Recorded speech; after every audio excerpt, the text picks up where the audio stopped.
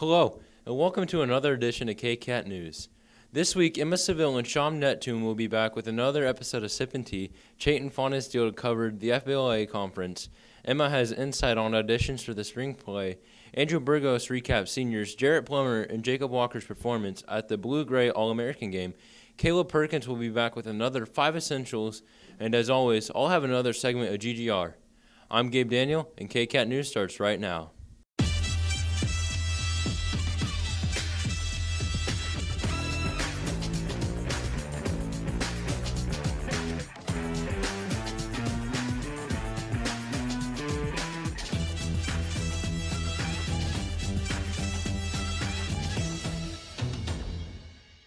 FBLA attended their annual conference in Udall High School.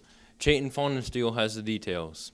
On Monday, January 28th, Kyle Hedrick of Mulvane High School took the Future Business Leaders of America, or FBLA for short, to Udall High School for their annual district conference. Students in FBLA can participate in many different areas, such as network design, help desk, public speaking, IT, and improv. FBLA members can either work as a team to accomplish their goal, or enter into an individual event to show their skills. FBLA members who do well at districts can then go to the state in Topeka, and after that, nationals in San Antonio. Good luck to all the FBLA members. That's all for me, Chayton Fonnesfield, Kcat News. NHS volunteered at the Kansas Food Bank. Trey Abasolo will take a look at how they stuffed over 1,600 lunches. Since 2006, NHS has been going to Wichita to the Kansas Food Bank to pack lunches for people in need. I got a chance to catch up with Kaiser Jansen, a member of NHS. At the food bank, we basically took all the new NHS members and we went and packaged up like lunches for people that are poor and don't have a lot of money. We ended up making about 1,400 little meals for them. A lot of the students' perspectives changed from this trip. The food bank really changed some of our perspectives. We didn't realize how much food they actually needed. This annual trip from NHS gives the students a chance to go out of their way to help people in need. That's it for me, Trey Abasolo, Kcat News. Thanks, Trey. Auditions for the spring play are coming up. Emma Seville will look at the audition deadlines that are approaching. This year's spring play is Comedy of Errors by William Shakespeare. The play is about two sets of twins that get separated at birth by a shipwreck.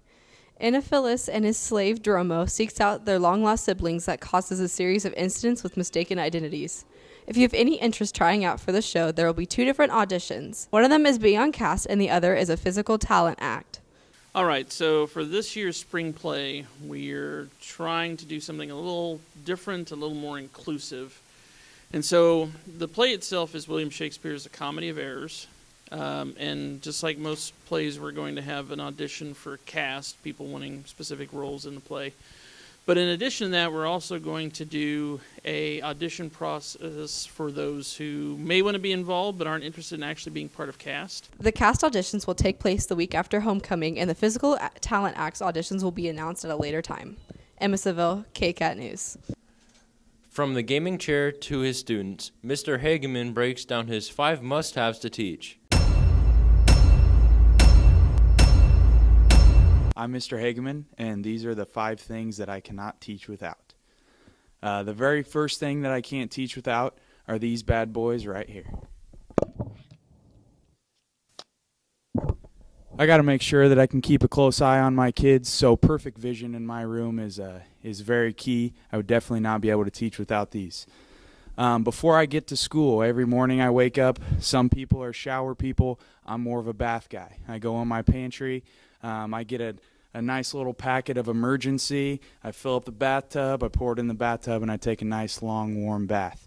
I got to get that vitamin C in my body. The next thing I do is I have a nice breakfast.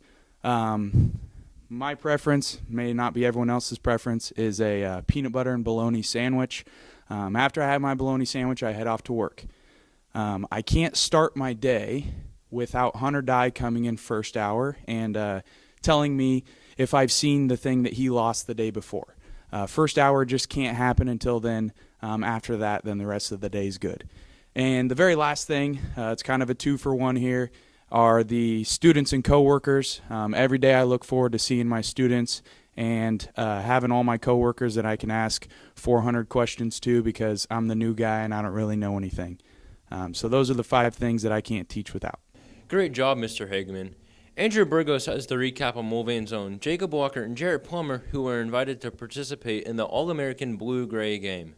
On Tuesday, Jacob Walker and Jarrett Plummer were proudly presenting Mulvane High School to play in the Blue-Gray All-America game at AT&T Stadium in Dallas, Texas. So we got to the hotel and we stayed with a roommate that they chose for you. There was a jersey day where you got your jersey, and then there was 2 practices, like both 3 hours long. We practiced at a local high school. They had an indoor facility and an outdoor facility.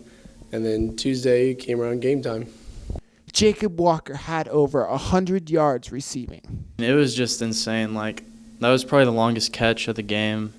And, like, I don't know, it was just cool how I actually landed on the star. Overall, they both had a great time. It was an extreme honor. I mean, running out of the tunnel is just the craziest feeling you'd ever have. And I would say that it was the nicest turf I've ever played on in my life. The experience was amazing for both the guys. The most memorable thing was probably the fact that I played on Cowboys, like, their turf and their field. Like, their turf was really nice. Great job showing off your skills and proudly representing Mulvane High School. That's all for me, Andrew Burgos, Kcat News. Thanks, Andrew. I'm back with yet another segment of GGR to provide you with the scores and results from this past week's meets and games.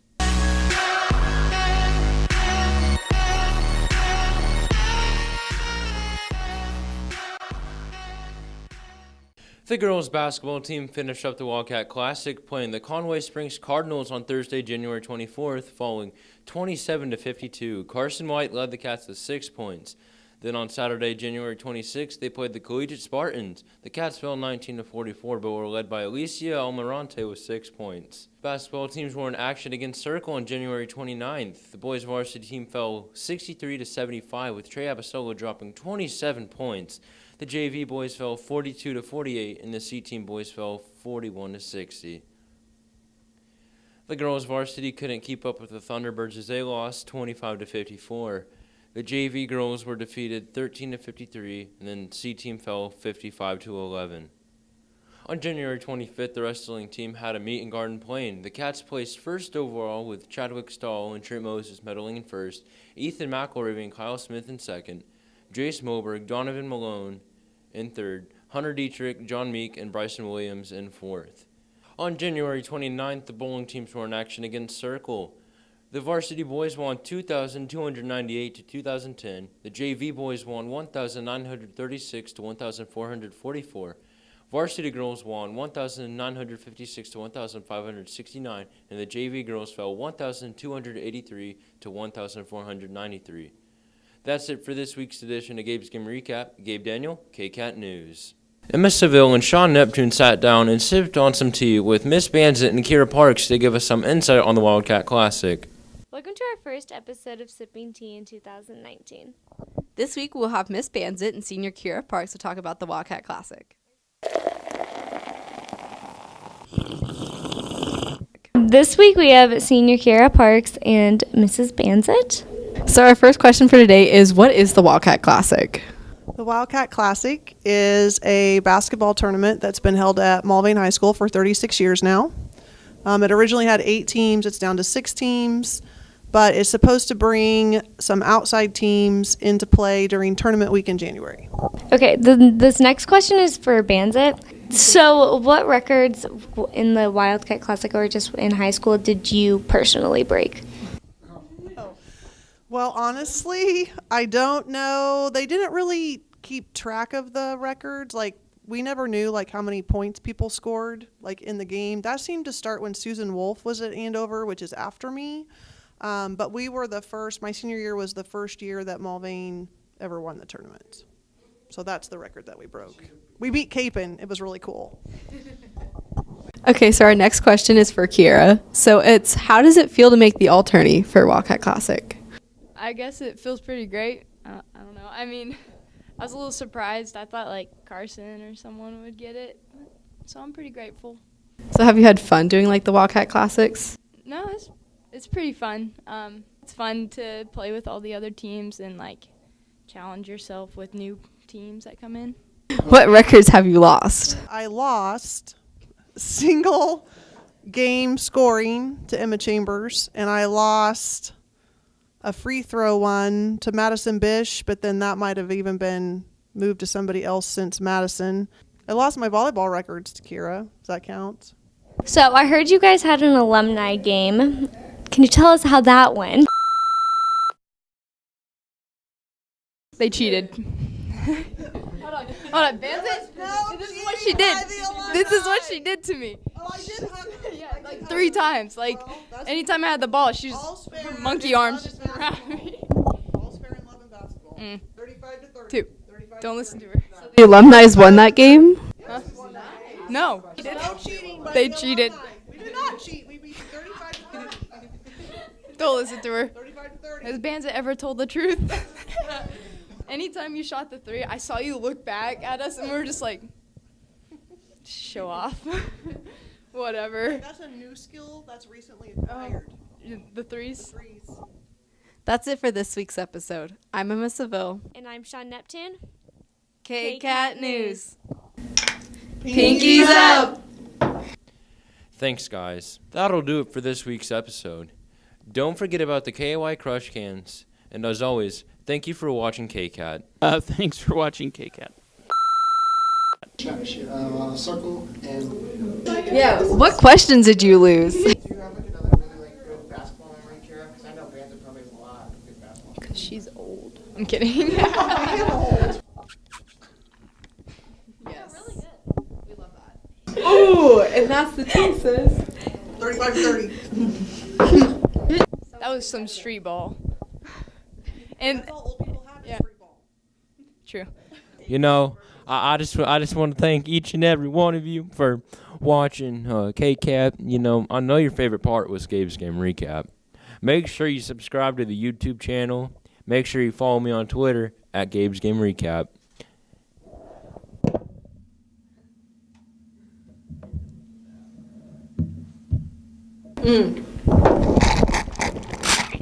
There you go.